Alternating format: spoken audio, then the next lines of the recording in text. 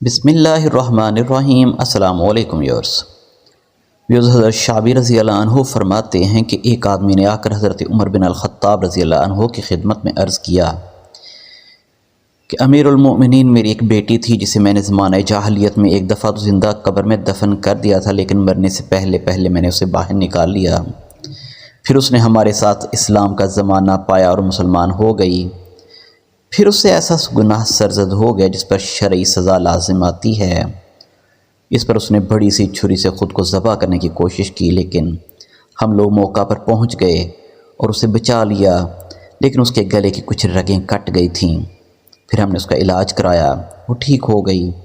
اس کے بعد اس نے توبہ کیا اور اس کی دینی حالت بہت اچھی ہو گئی۔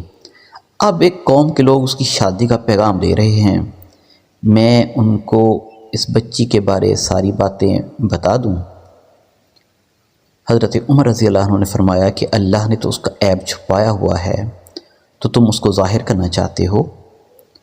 واللہ اگر تم نے کسی کو اس لڑکی کی کوئی بات بتائی تو میں تمہیں ایسی سزا دوں گا جس سے تمام شہریوں کو عبرت ہوگی، بلکہ اس کی شادی اس طرح کرو جس طرح ایک پاک دامن مسلمان عورت کی جاتی ہے۔ کتاب حیات الصحابہ۔